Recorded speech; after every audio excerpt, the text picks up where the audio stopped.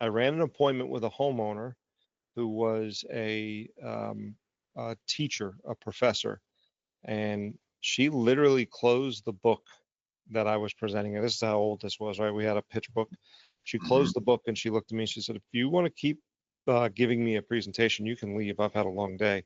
But if you want to talk to me, then you can stay." And I said, "Okay, what do you want to talk about?" She's like, "Well, I asked you here to talk to me about Windows." Yeah. So why don't we start there? And I said, "Okay." It's funny. I run my team meetings. Every single time I'd run my meeting, I'm like, I swear, I'm just getting more and more bald. They all have to listen to me complain about balding. More and more aerodynamic. Yeah, that's right. I turned 45 here in a month. So No way. yeah. And you look better than I do. I just turned 40. Yeah, no, you're looking good. Yeah, you're right. Yeah, you probably have more grays than I do.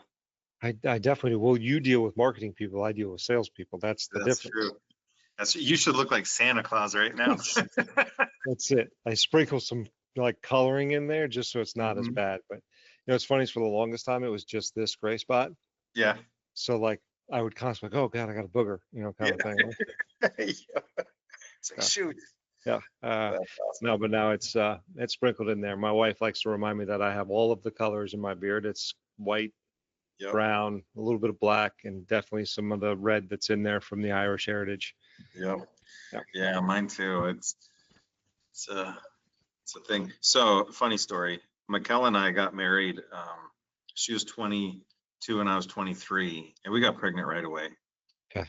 And so we'd been married 6 months. We were 5 months pregnant, and we go into the doctor for one of the checkups. No joke. The doctor walks in and looks at her and looks at me and says, "Oh, it's nice that you brought your dad with you." Oh. Yeah, right.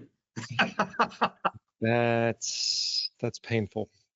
Which means I haven't changed in 25 years. Just steady Eddie, staying the same there. That's good. Yeah. Yeah. I looked at the doctor and I was like, "We're like 14 months apart. Are you kidding me?" It's tough. And yeah, my wife still looks 10 years younger than me, which I guess is a win for me, right? But that's a good one. I had the person I dated before my wife. She looked very young, and I looked like this since I was 12. And she would get asked on a regular basis, like where she was planning to go to college. And we were, adults. And so the looks that I would get from other women when we would go out to dinner would just be, just like I could hear it on their face. It would just be, you grow up and date somebody your own age. Yeah, exactly. It's like, no, I'm innocent. She was actually like 6 months older than I was, which was the funny part. Oh, that's excellent. Even better. You should be like, right? I'm offended too that she would go after such a young man like myself. So impressionable. Yeah. Oh man, the things people do to be judgy. Yeah. Well, it is what it is. But she always got a good laugh at it. She would play it up too. Yeah, that's good for her. All right, so it looks like me sent me a one-pager. Cool. There's a little bit backstory on you, a few questions about the client, and then looks like 3 different questions about kind of your process / results. Okay. So I'll just kind of rapid fire, and if you want to sit on any of them, or you just speak to them or say pass, right? All right. Like we'll just see how it goes. I mean, it's after 4 o'clock. It's after 5 there, so everybody's tired.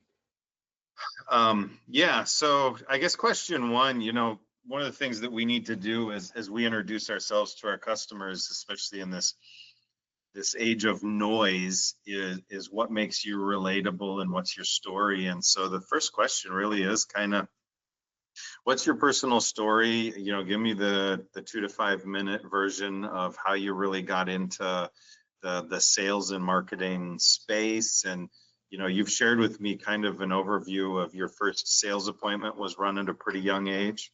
Yeah. So if you can take a couple of minutes to just kind of talk about how you got into this space. Yeah. Well, my professional baseball career didn't work out the way I planned when I was 10. That was the that was the first thing that led to it for sure. Um, my dad was in sales, and in fact, up until even just a few years ago, was when he hung it up and retired. Okay. He's now in his 70s, but he did in-home sales, he did B2B sales, you name it. He sold just about everything, Hmm. and I used to go with him on conferences or to conferences and a lot of different things. But I think, yeah, the story you're referencing is the first actual in-home sales appointment I ever ran was, I think I was 12. Okay. Um, and looking back on it, it was like pure genius by my dad, right? I was 12, had a face Yep. like this. So Hmm. clearly there was something wrong with this kid who, needs to eat a lot. And, Yeah. can you please buy this? I think security systems was what he was selling at that time, right? Sure. Yep. Um, I'll never forget it because the people had parrots, and Hmm. like there's a picture somewhere of me, and I haven't been able to find it in the home with a parrot on my head. So clearly we were doing the warm up really well. Yep. Yeah. And Excellent. yeah, but I actually, my first job ever out of college was I was a hitting coach and recruiting coordinator at the University of Mary Washington. So despite not making it as a player, I tried to chase it down as a coach for a while, and I had a lot of fun doing that. And coaching has always been kind of a passion of mine, whether it's sports or sales and business. And just I started to get a little older, and my friends were buying cars and houses, and I Hmm. was trying to buy a tank of gas barely with my Yeah. earnings as a coach, and said, hey, you know what? I need to get a real job and grow up. And so I I did neither of those things. I went into sales. Yep. Excellent. Yeah. So I actually applied to an ad for a job with Power Home Remodeling. And it was funny because I went into this field like where they showed me like we could go do in-home sales, and I kind of remembered my dad doing it, but it was sales and construction. And my world, like I grew up in my dad, God bless him, great man, but couldn't tell you the difference between a flathead and a Phillips head screwdriver. And I said that in the interview. I said, I don't know anything about this, guys. And I said, that's not important. Don't worry about that.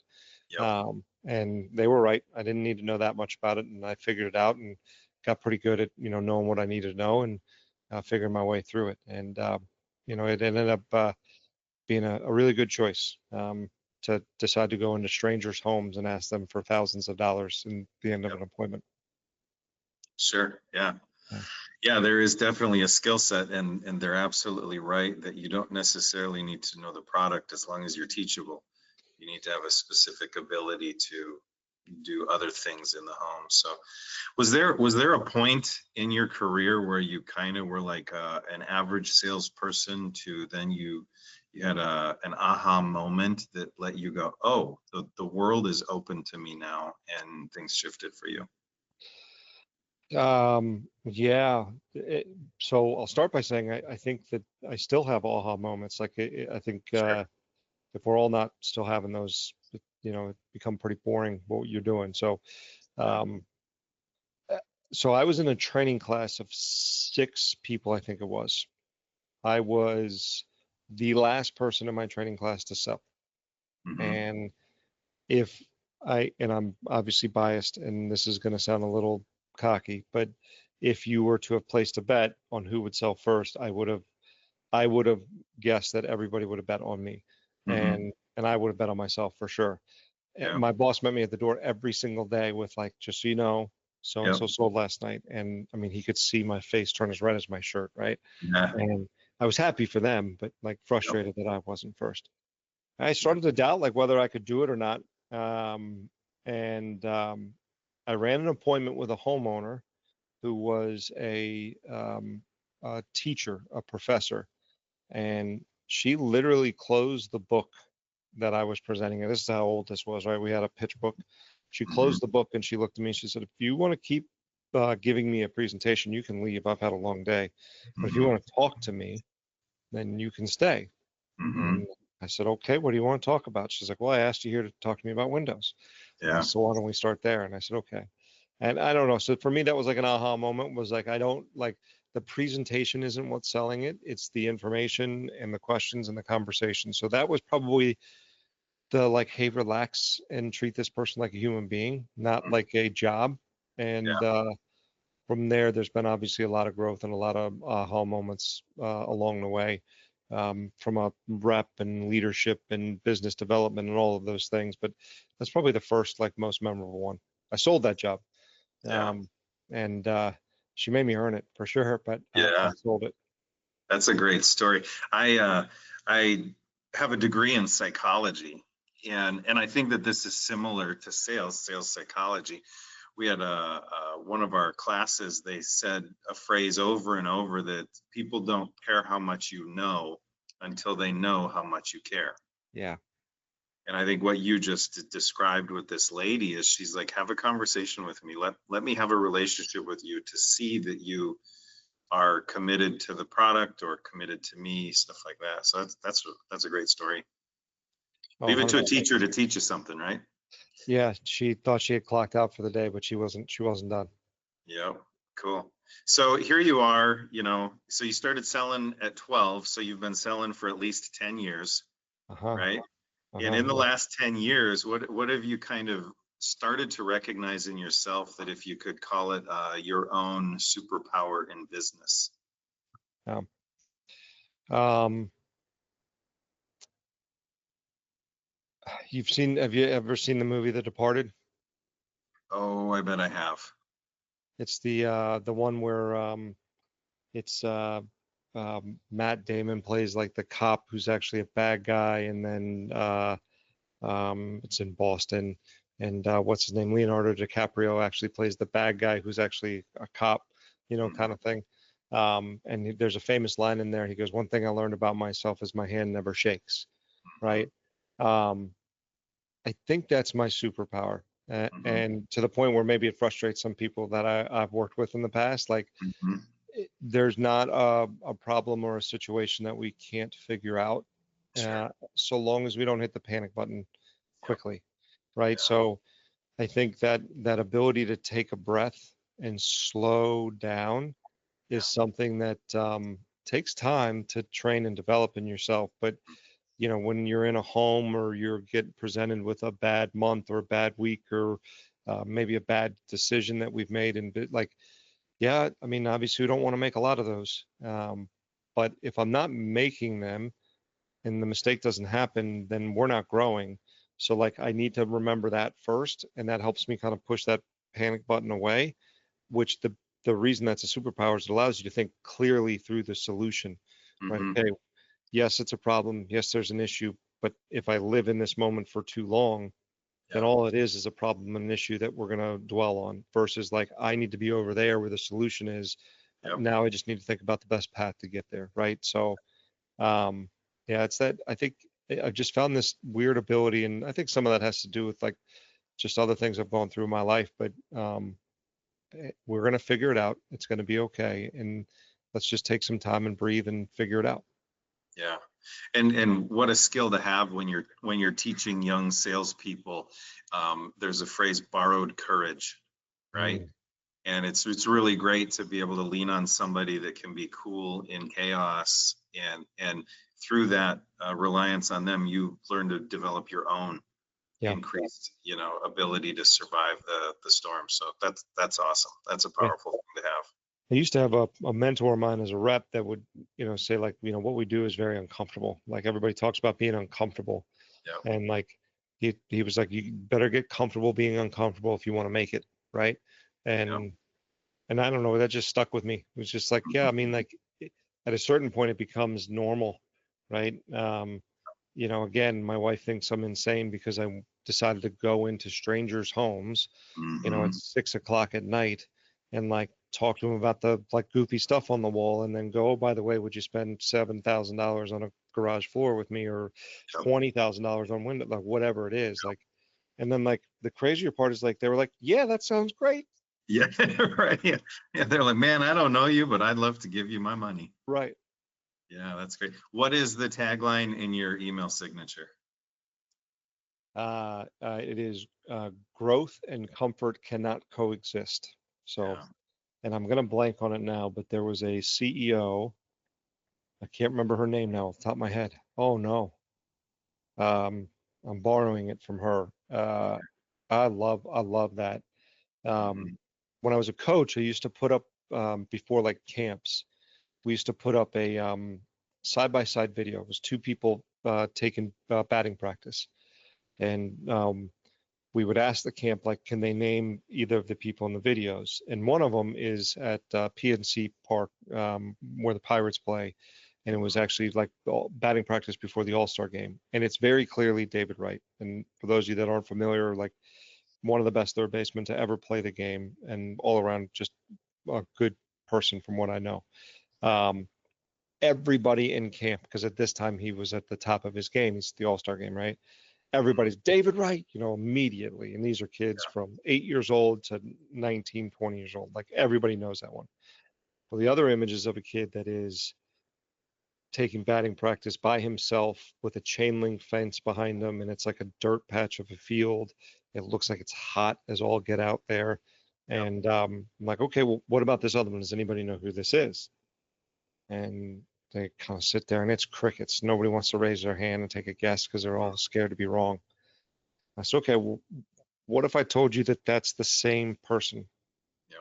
So that's David Wright at the All-Star game, but that's David Wright the day after he was drafted #1 by the Mets. And the swing's totally different, so you couldn't tell they were the same. So the next question is okay, like, how did that become that? Yeah. And they're like, well, he made some changes to his swing. And I said, okay, but let's think about that. He was just told that he was the best player available in the world Yeah. to be taken. And then he showed up to camp where he's getting filmed here. And they said, hey, we love you and we're so happy to have you. Now we need to change everything that you're doing. Yep. Yep. And what did he do? Yep. He changed. And now he's there. He could have chose the alternative and said, you just paid me millions of dollars for putting my name on a sheet of paper because I'm the best player in the world that was available at the time. I don't need to change anything. I'm rich. And he said, no, I want to be better than that. I'm going to change. So like he got uncomfortable for a period of time to get better. So if you want to be better, be uncomfortable. That's good. That's really good.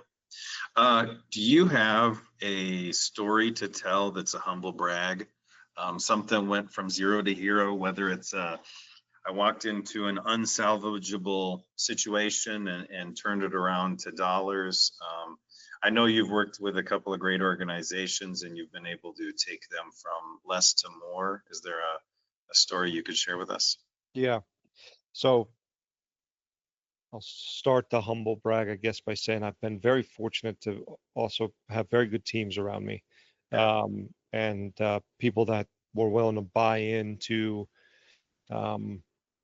systems and tools that needed to be put in place and changes that need to be made. So without that, none of those things happen, period. Like you can't do these things on your own. Mm-hmm. I think one of the things that probably a lot of people know me for at this point is overall change in like in my most recent stop at a company, right? So we were a small, not small, we were an average size like home improvement mom and pop company, right? About $4 million a year. Yep. And by the time like 3 years into my tenure there, we were about $20 million a year. It's a huge jump, right? Yeah. Now, the backstory to that was I decided to leave Renewal by Anderson in DC and moved to Richmond. Everybody told me I was nuts, and they probably weren't wrong. But it was a better opportunity for me and my family from a work-life balance situation was what we were looking for. And I got the chance to meet the owner of this company before I took another role, which was going to be different with a bigger company. But I just saw something in them that I was like, I want to help. And at the worst case, like I help a little bit and then I can go move on to the other thing that I could do anyway. And they had a really great story, great history, all the things that go along with it. And all they needed was like a little guidance and direction. Yep. So backstory in the company, they were, decades old, family owned, established, good, healthy financials, all of those things, like something to be really proud of in our industry. Like that doesn't happen by accident. Yeah. But they also, like, anytime the phone would ring and like little old Miss, Johnson down the street would say, like, could you come fix my railing? Sure, Miss Johnson, we'll figure it out and we'll come do it. Mm-hmm. Could you come install the ceiling fan? Could you do the roof? Could you do an addition? They would do anything. And unfortunately, there's not profit in that at a really consistent rate because nobody can be very good at doing all things. Yep. So the very first thing we did was we stopped doing a lot of things that we were doing, which made everybody go like, well, we're going to stop doing the $70,000 addition. I was like, yeah. Yep. Instead we're going to focus on the $5,000 gutter and gutter helmet, package, and the at that time, $10,000 or $11,000 shower. Right. And, but we're going to sell a lot more and we're going to do a lot more with it because we can turn it faster. And, it didn't take a lot of convincing, but it did take some. And we were put some other things in place. I know everybody, that we talk to generally knows about my commitment to utilizing financing as a tool that helps homeowners get what they need in a more affordable way. And it being an engine for growth, we went from a 9% utilization to a 60%, I think, in our first full year of adoption. Wow. Which took us from a 24% close rate to 32%, I think, that first year. Wow. And then we stayed, in that range for a long time. So we grew like crazy as a company. I mean, we were doing more than we'd ever done. And we had, COVID definitely helped. There's no doubt about that. But without those things in place, we would have gotten blown past. Yeah. I think the bigger thing, though, Jay, if I'm being honest, is like the things that were cool out of that and the bigger wins. Mm-hmm. I had reps that had been in this for a long time. And like some people, 15 years, 20 years in the business. And then at that level, they got it all figured out. They don't need to learn new tricks, right? And some of them coming to me with, I've never done this much before. I've never sold this much before. It took a lot of convincing and some sit downs and some come to Jesus conversations about like who we were and what we were about, kind of thing. But when they bought in, seeing, I've always wanted this truck and I paid cash for it, and seeing like, took the vacation I wanted to take and didn't bat an eye at it. Like that's the stuff that's really cool about it. Yeah, that's good. So if you were able to be hyper specific, just kind of in a sentence or two, when somebody's interested in having Matt Fitzgerald come out and speak to them, can you say that there's a specific problem that you help solve? Yeah. I think one of the biggest misses in our business is, it's funny, right? So my math teachers would roll over right now and like be like, who's that talking? Is mining the numbers, and understanding what they mean and and how to take advantage of some and stop the bleeding in others, right? We all got into this because like I want to make a better, easier life for my family, and I can hang drywall or do painting or whatever it is. Like I'm good at that. It's the business side of this that doesn't necessarily come as easy to everybody, or the sales. I'm not a salesperson. I'm not a marketer or whatever it is, right? So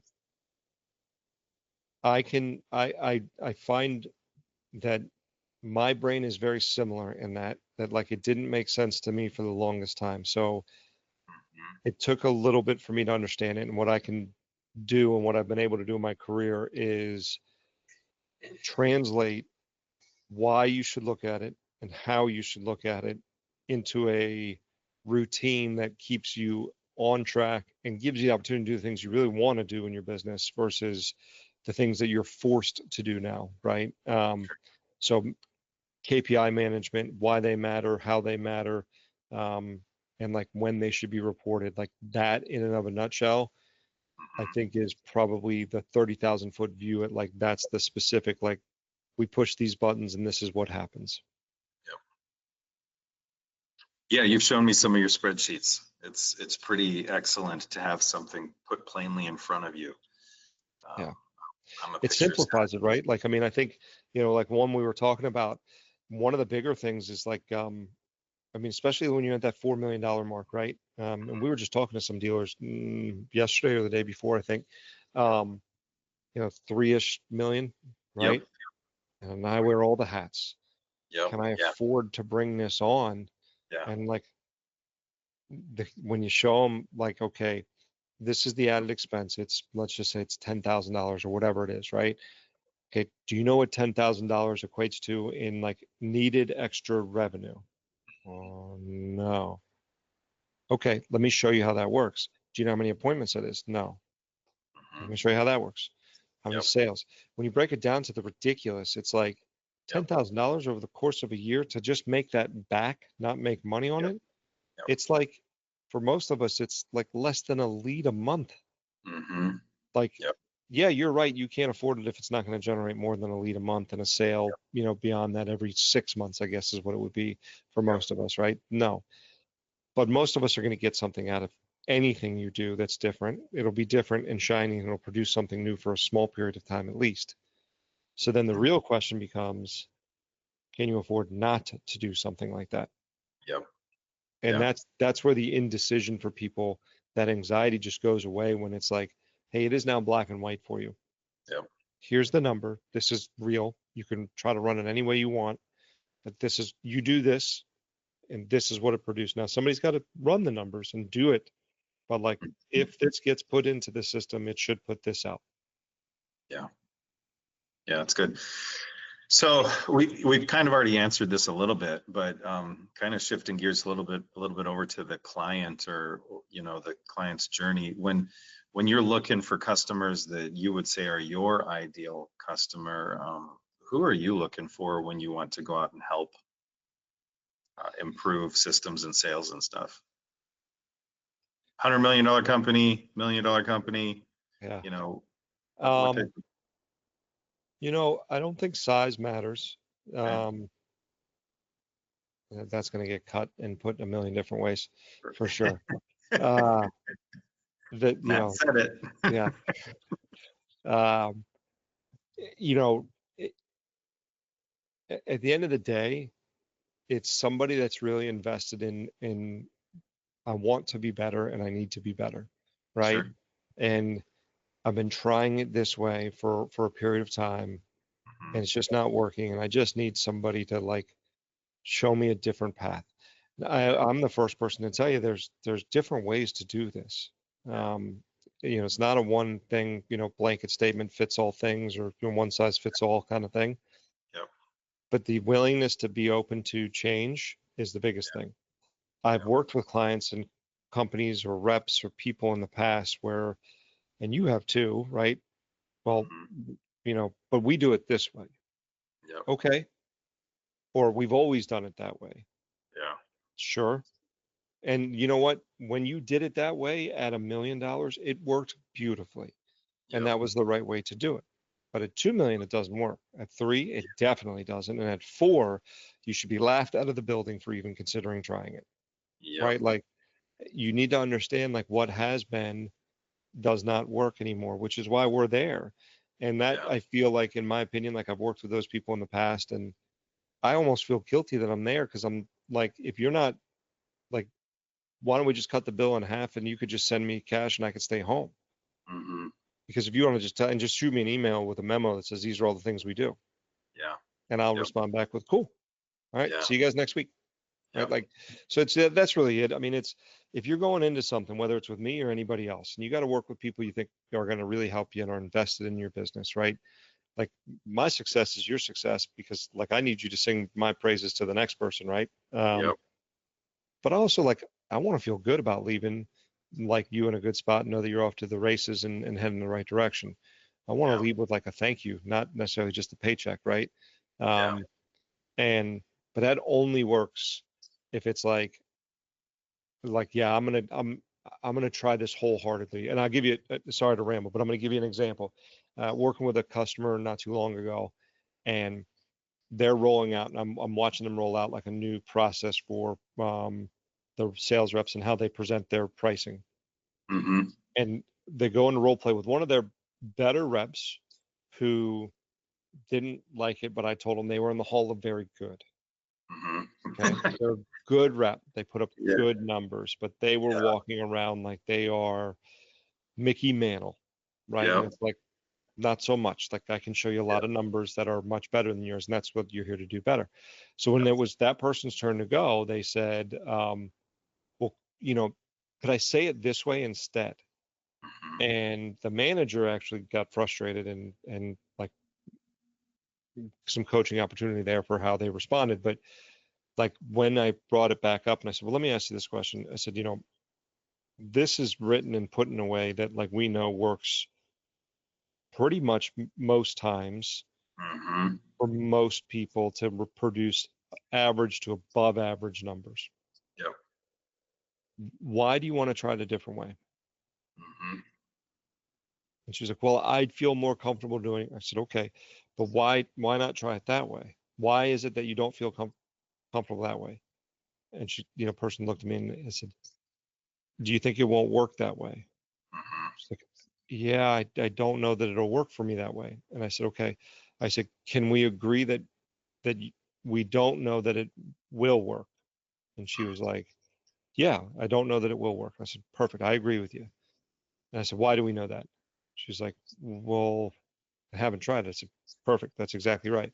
Yep. So then if we know that it won't, we know that it won't work because, or it couldn't work because you haven't tried it yet.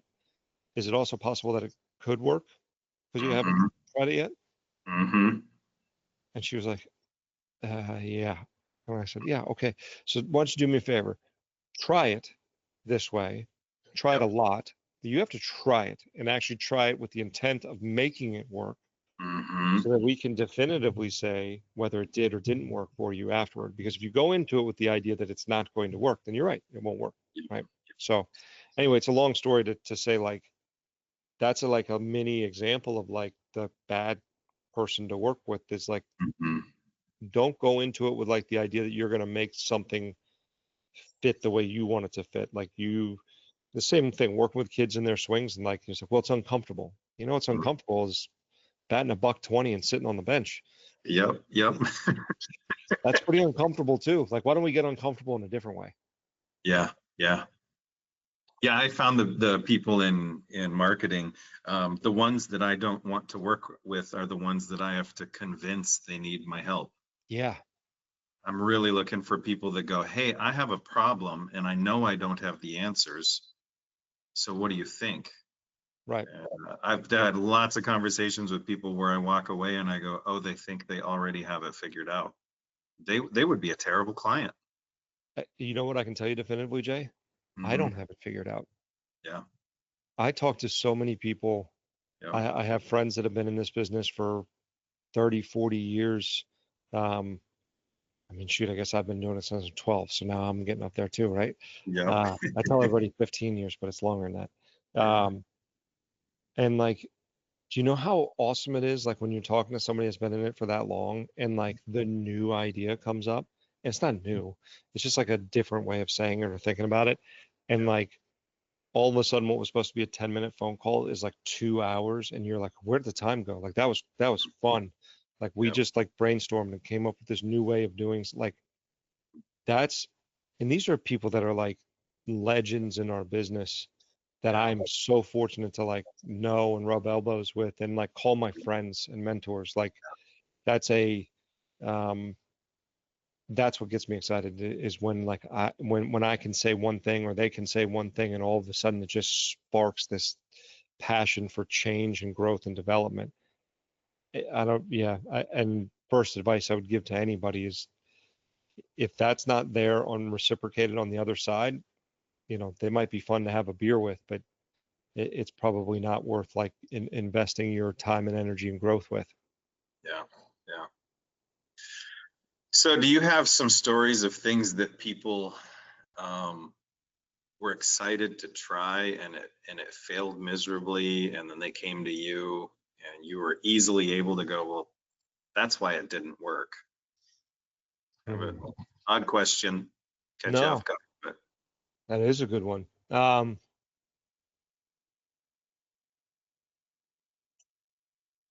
There's been so many failures.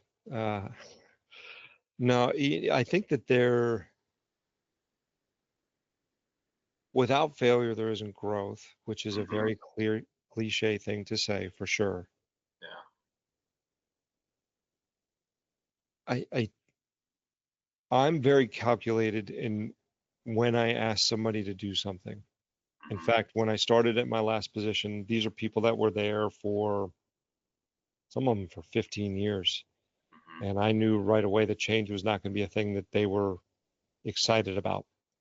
So, and anywhere I've been, I've made a commitment that when I come in somewhere, look, my promise to you is that I am never going to make a decision unless I believe it's going to have a positive or neutral impact on two things: your work-life balance and your income. Yep. You have my full commitment to that. If you report to me and you work in my departments, that is a deal breaker for me. If it goes into that third bucket of negative for either one of those categories, it is off the table. It is not, I don't care if it makes the company $1 billion, off the table. Sure. We won't be that place. So when I ask somebody to try something, they know that I've gone through quite a bit of like thought and research and data and consideration, maybe to a fault at times. So the things that I can tell you have not worked probably are more on a rep level or like a marketing level where it's individual in an appointment. So, hey, try this close or try this thing, and it just is not their personality. And we got to go back and rework the way it's said and the way it's delivered. I'm thinking of one in particular. I had a rep one time. She was one of the sweetest people I knew.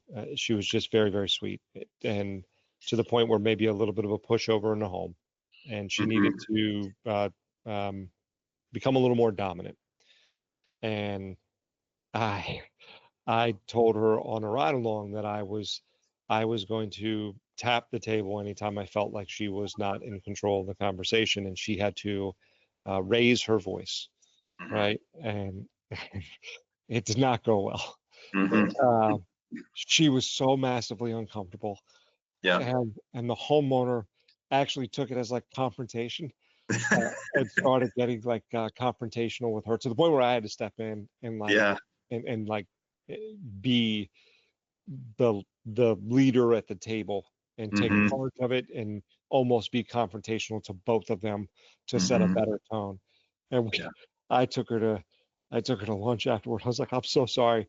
That's not you. Let's not do that. Let's try a different path. So I will say it didn't work that way, but what it did teach her is that the line was a little further away than she thought, and she could at least ask harder questions. Maybe she didn't,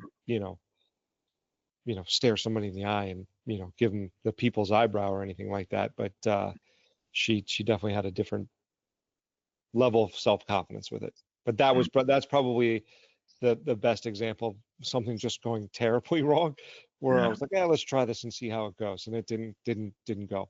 Yeah. Those are such great stories though, because I can think of tons of stories for me where I'm like, man, that'll never work. And then we try it and I was right, it didn't work.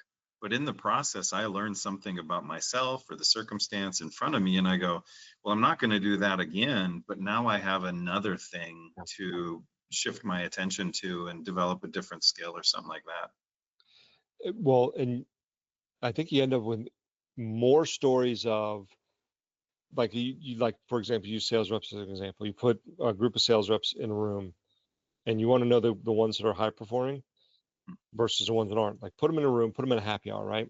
And right after they're done running appointments, and just listen for the one where, and check this out, I said this, right? Some variation of that. That's the group of high performers.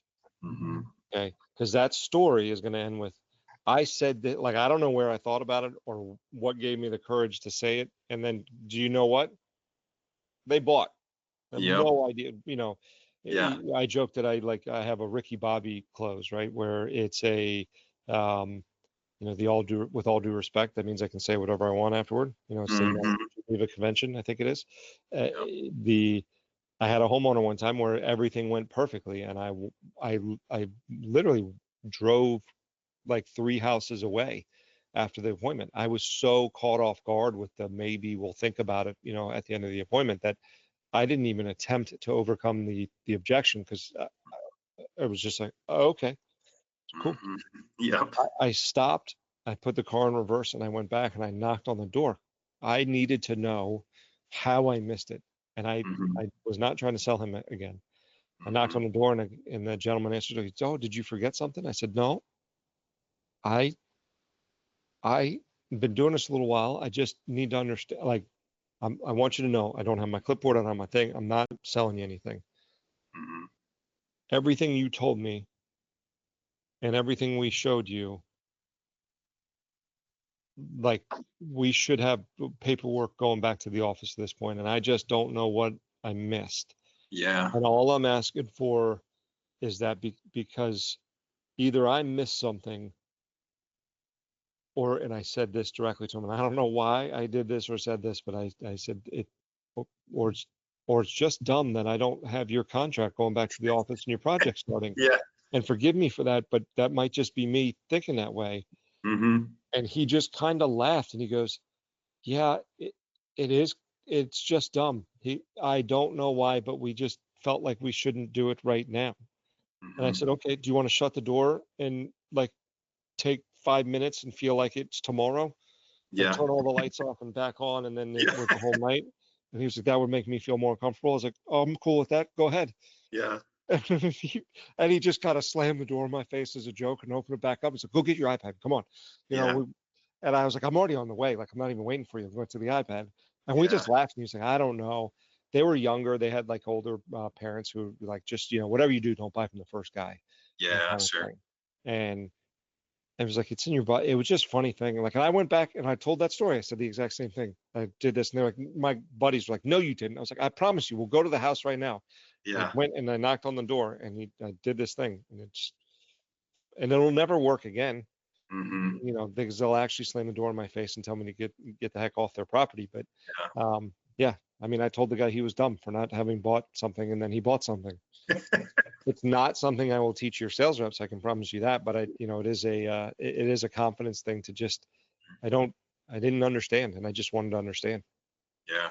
Well, I think you just touched on one of the most like valuable traits of it really being human. We'll broaden it. Be curious. Yeah, You didn't walk away and go, well, I guess I didn't get that one. You walked away and you're like, what the heck? you, you Big questions in your mind, and they were big enough questions to get you to go back and say, hey, listen, like you said, I didn't even bring my clipboard, but I'd like to know. And I think that's a powerful tool. have you ever read the book Mind Gym? No, I have not. If you get a chance, you should read it. It's fantastic. It's really geared towards towards athletes, Mhm. but it works for anything. It's a mindset book, obviously, and there's a part in there where it talks about Tiger Woods when he was at the top of his game, and there was a question that was asked of him about competing with the rest of the tour. Mhm. He said, "I don't." Yeah. And the response was, "Well, we know you're so much better than everybody, but how do you keep your mind sharp competing against everybody else?" "I don't. Yeah. I am only trying to be better than Tiger Woods every day." Hmm. And I don't know why that's just resonated with me. So like, yeah, I've never gone into a place and said like, "I want to be the best on this team." Hmm. I can't be a different version of myself, but I can be better than myself Yeah. yesterday, today, if I learn a little bit and get a little bit of knowledge and all of the things to improve on those aspects, right? So Hmm. that is the thing that I think really drove me to that question was, I don't need to sell this one, but I need to know why I didn't so that it never happens to me again. Not because I'm on a mission to be better than Joey and Sarah and Billy in the office, but because this is not going to happen to me again. I will not lose the same way twice, period. Right? Like that's the biggest thing for me. So that curiosity is got to be a driving factor in every, if I teach my son anything, it'll be that. Hmm. Yeah. That's good. So a couple of other things to touch on here at the end. If one of our customers and one of the people we bump into, they ask, oh, so if I get Matt to come out and help me out, what kind of process or system does he use? Is it like these 3 steps to close better, or what do you have kind of a trademarked Fitz method that you walk people through? It's pure hypnosis. Yeah, perfect. Yeah. So the idea of slapping a playbook on the table and telling you this is how you do it without talking to you, I'd be the worst salesperson on the planet, in my opinion. So we're going to sit down, we're going to talk. It's a standard needs assessment, and not with the intent of selling you something you don't need. There are a lot of times in that conversation, what I hear is different than what you think you might need at times, just based off of experience. So I need sales reps to be trained, right? And we just had this conversation with somebody, and I left the call and I said, yeah, I could do that, but I almost feel like I'd be taking money from you if I came out and did a training session. And I'm going to call that person back and I'm going to say, I think this would be a better thing for us to do. We can do that other thing later on down the road, but I think that this would be a better thing. So my process is I want to sit down. I want to understand your business currently. I want to understand what you see to be the struggles.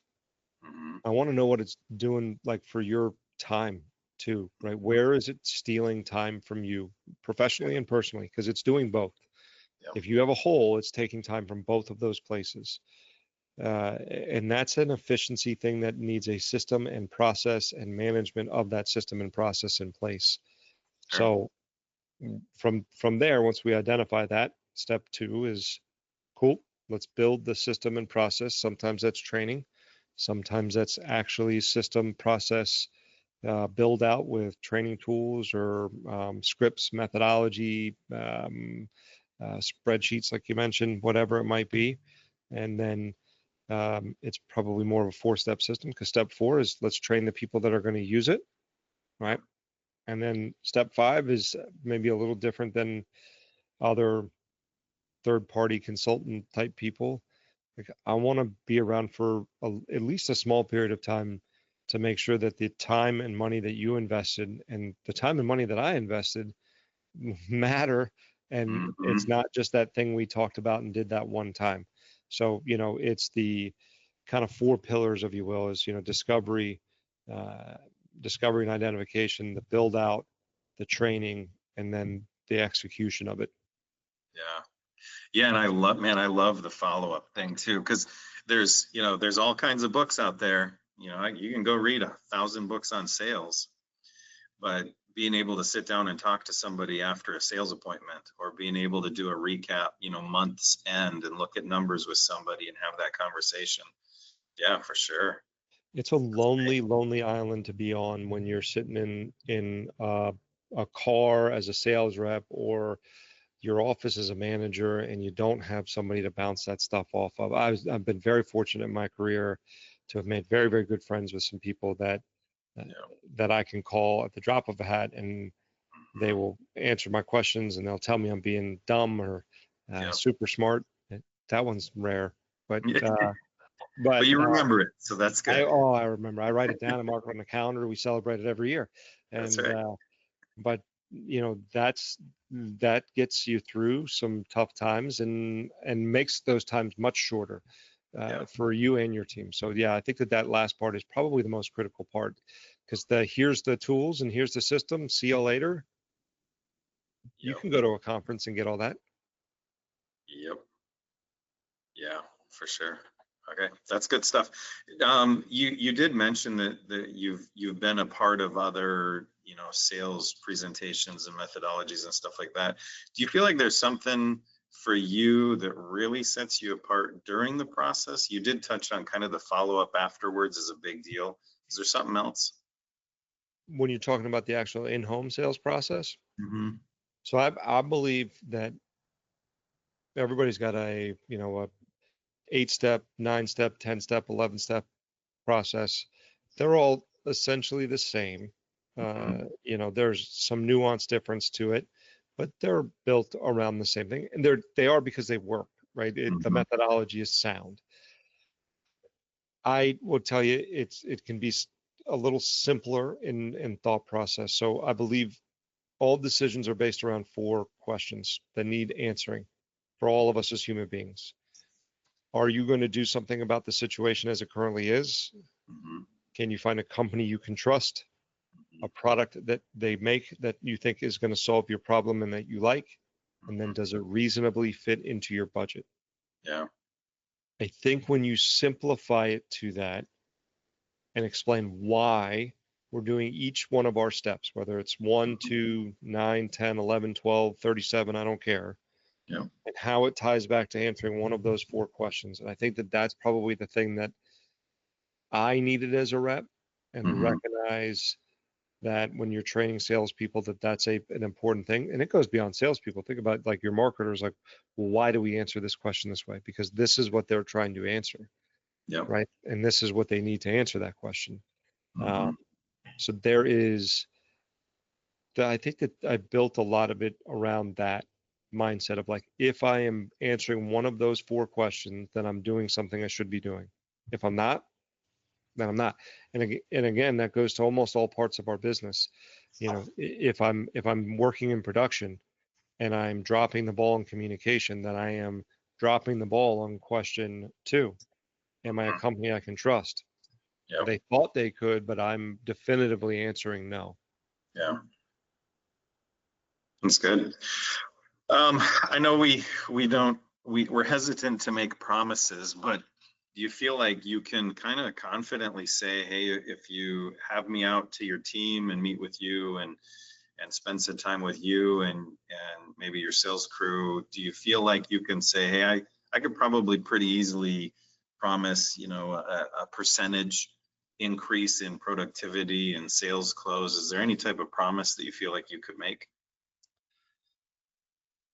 Yeah, I think that the promise is maybe not like in a tangible physical number, because everybody's gonna be a little bit different and everybody measures their numbers differently, Yep. which is an interesting thing in our business. But um, your efficiency and the ease at which business gets done, whether that's actually selling the jobs and how much more you sell, or the process of managing your teams, or the process of like net profit becoming a little bit easier for you.